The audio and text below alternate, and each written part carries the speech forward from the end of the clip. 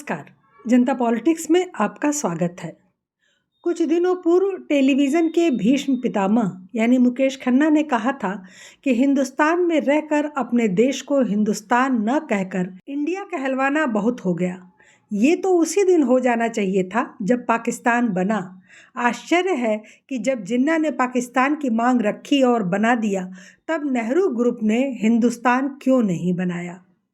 आज इसी बात पर चर्चा करेंगे कि नेहरू क्यों हिंदू राष्ट्र के विलेन बने। ये तो हम सब जानते हैं कि हमने आज़ादी की बहुत बड़ी कीमत चुकाई थी। जब भारत का बंटवारा धर्म के आधार पर हुआ था, पाकिस्तान इस्लामिक मुल्क बना था। दूसरी तरफ भारत ने धर्मनिरपेक्षता का रास्ता अपनाया था। नेहरू देश के पहले प्रधानमंत्री कैसे बने, वो सब तो आपको पता ही होगा। बेशक वह कांग्रेस सुप्रीमो थे, लेकिन उन्हें भी कई मसलों पर असहमति का सामना करना पड़ा था। ऐसा ही एक मसला था हिंदू राष्ट्र का। कांग्रेस के अंदर ही तमाम नेता हिंदू राष्ट्र की चाहत रखते थे। इसके उलट नेहरू नहीं चाहते थे कि पाकिस्तान की राह पर भारत चले। पाकिस्तान और हिंदू शरणार्थियों पर उनकी पॉलिसी से कांग्रेस के हिंदूवादी नेता नाराज थे। नेहरू को इन नेताओं के विरोध का इस कदर सामना करना पड़ रहा था कि नौबत इस्तीफा देने तक पहुंच गई थी। उन्होंने इस्तीफा देने तक का तो संकेत दे दिया था।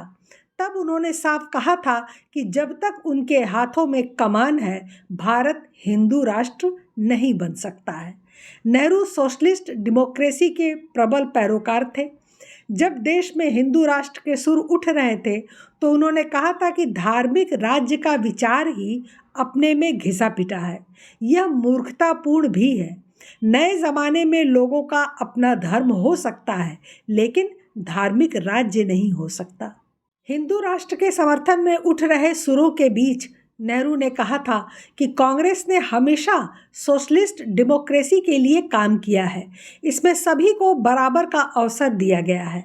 वह किसी एक वर्ग के प्रभुत्व का विरोध करेगी। अगर उन आदर्शों पर नहीं चला गया तो उनके सामने प्रधानमंत्री पद से इस्तीफा देने के बजाय कोई रास्ता नहीं बचेगा। 30 सितंबर 1947 को मिलों में काम करने वाले कर्मचारियों एवं मजदूरों के बीच एक भाषण देते हुए जवाहरलाल नेहरू ने कहा था कि जब तक भारत से जुड़े मामले मेरे अधिकार में हैं, तब तक भारत एक हिंदू राष्ट्र नहीं बन सकता है। यह बात उन्होंने एक बार नहीं बल्कि कई बार कही। 2 अक्टूबर 1947 को दिल्ली प्रदेश कांग्रेस कमेटी में महात्मा गांधी की जयंती के एक कार्यक्रम के उपलक्ष्य में उन्होंने कहा था कि मैं इस हिंदू राष्ट्र की मांग का एकदम विरोध करता हूँ। हिंदू राष्ट्र की यह मांग न सिर्फ मूर्खतापूर्ण और मध्ययुगीन है, बल्कि फांसीवादी भी है।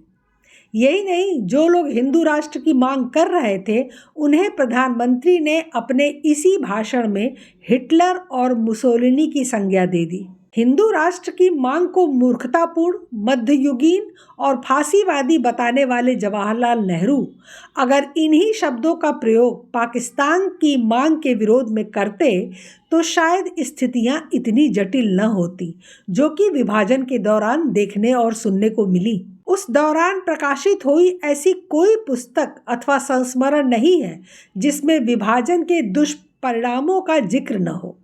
भारत का बंटवारा पिछली सदी का वह सबसे बड़ा विस्थापन था जिसमें नरसंहार और अमानवीय वेदनाओं के लाखों उदाहरण सामने हैं। इन सब के बावजूद नेहरू ने कभी मोहम्मद अली जिन्ना को हिटलर और मुसोलिनी कहकर संबोधित नहीं किया। दरअसल नेहरू का हिंदू राष्ट्र से विरोध उसमें हिंदू शब्द समाहित होने के कारण था, क्योंकि इसे लेकर वे कई प्रकार से पूर्वाग्रहों से ग्रसित थे। वे न तो हिंदू राष्ट्र की समावेशी परिभाषा को समझ सके और न ही हिंदुओं के सहिष्णु एवं धर्मनिरपेक्ष होने के इतिहास को। उनके साथ काम कर चुके और मध्य प्रदेश के मुख्यमंत्री रहे द्वारिका प्रसाद मिश्रा अपनी पुस्तक द नेहरू एपोक में लिखते हैं कि नेहरू को प्राचीन हिंदू चिकित्सा पद्धति आयुर्वेद अवैज्ञानिक नजर आती थी। इसलिए हिंदू महासभा के BS मुंजे ने उनके बारे में कहा था कि वे शिक्षा से अंग्रेज, संस्कृत से मुस्लिम और दुर्भाग्य से हिंदू हैं। बताया जाता है कि यह बात नेहरू ने स्वयं भी अपने बारे में कही थी। यह पूर्वाग्रह उन्हें भारत में नहीं बल्कि यूरोप, विशेषकर ब्रिटिश साम्राज्यवाद से मिला था।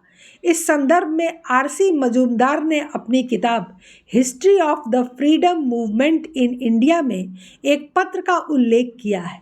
यह पत्र secretary of state for India George Hamilton ने वायसराय एवं governor general of India George Curzon को 9 अगस्त 1899 को लिखा था।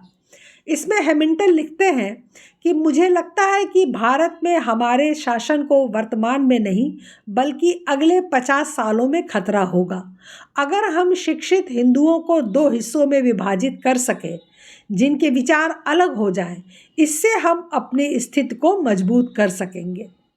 और इस षड्यंत्र के शिकार होने वालों में जवाहरलाल नेहरू सबसे अग्रणी थे। सबसे पहले वही इस षड्यंत्र के शिकार बने थे। अपनी आत्मकथा जवाहरलाल नेहरू एंड ऑटोबायोग्राफी में वे धर्म के प्रति अपनी संदिग्ध धारणा का उल्लेख करते हैं। फिर भी हिंदू मुसलमान पर चर्चा करना वो कभी नहीं भूलते। मोहम्मद अली जौहर से वे इस कदर प्रभावित थे कि उनसे घंटों धर्म पर चर्चा करते थे। दूसरी ओर जनवरी 1924 में कुंभ के आयोजन के समय ब्रिटिश सरकार ने संगम में नहाने पर रोक लगा दी थी। मदन मोहन मालवीय और प्रांतीय सरकार आमने सामने थी। अपनी आत्मकथा में नेहरू ने ब्रिटिश सरकार के पक्ष को ही जायज़ करार दिया था, यानी कुंभ के स्नान पर रोक लगनी चाहिए। यह नेहरू की सोच थी। उनके इसी एक तरफा व्यवहार ने धर्मनिरपेक्षता की एक विसंगत परिभाषा को जन्म दिया और उसका इस्तेमाल वे हिंदू राष्ट्र की मांग के खिलाफ किया करते थे। द्वारका प्रसाद मिश्रा अपनी पुस्तक द नेहरू एपोक में लिखते हैं कि जहाँ तक नेहरू का संबंध था, उनका हमेशा यही मानना था कि धर्मनिरपेक्षता का अनुसरण सिर्फ हिंदुओं के लिए है। ये बिल्कुल वही सोच थी जो सोच गांधी की थी। फ्रैंक मोरेस ने अपनी किताब जवाहरलाल नेहरू अ बायोग्राफी में उनसे जुड़ी एक घटना का जिक्र करते हैं। बात 1939 की है, जब नेहरू श्रीलंका के दौरे पर थे। वहाँ मेजबान एक भारतीय ही थे। कोलंबो में उनके भोजन की व्यवस्था एक मंदिर से सटे हुए हॉल में की गई थी। रात्रि के भोजन के समय मेजबान ने मासूमियत से संकेत किया कि हमें मंदिर जाना होगा। नेहरू ने नाराज़गी के साथ कहा, मंदिर? वे चीखे, क्या मंदिर? मंदिर क्यों जाना? मोरेस लिखते हैं कि जो नेता अगर अपने भाषण से पहले भगवान का जिक्र कर देता था तो उससे भी नेहरू को समस्या हो जाती थी। स्वतंत्रता से कुछ दिनों पहले 7 अगस्त 1947 को प्रधानमंत्री नेहरू को संविधान सभा के अध्यक्ष डॉक्टर राजेंद्र प्रसाद से एक पत्र मिला। डॉक्टर राजेंद्र प्रसाद चाहते थे कि हिंदुओं के सम्मान के लिए देश में गौ हत्या पर रोकथाम होनी चाहिए। वे इस ओर प्रधानमंत्री का ध्यान दिलाना चाहते थे। नेहरू ने उसी दिन उन्हें रूखा सा उत्तर दिया और उनके सुझावों को मानने से इनकार कर दिया।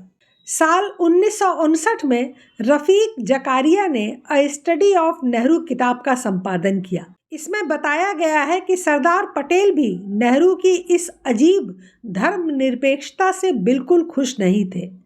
एनवी गाडगिल अपनी किताब गवर्नमेंट फ्रॉम इनसाइड में कुछ ऐसा ही लिखते हैं। सरदार पटेल ने एक बार मजाक के तौर पर लेकिन तीखेपन में कहा था कि अकेला राष्ट्रवादी मुसलमान इस देश में अगर कोई बचा है तो वे है जवाहरलाल नेहरू। सोचिए कि इन्हें देश के ही नेता राष्ट्रवादी मुसलमान कहते थे। सरदार पटेल के सहयोगी रहे वी शंकर ने my reminiscence of Sardar Patel में लिखा कि इसमें कोई दो राय नहीं है कि नेहरू की धर्मनिरपेक्षता से सरदार पटेल की सोच ज़्यादा लोकप्रिय थी। हिंदुत्व के मसले पर उस समय नेहरू पर ज़बरदस्त दबाव बन गया था। यह वही समय था जब हिंदू विचारक श्यामा प्रसाद मुखर्जी ने नेहरू की कैबिनेट से इस्तीफ़ा दे दिया।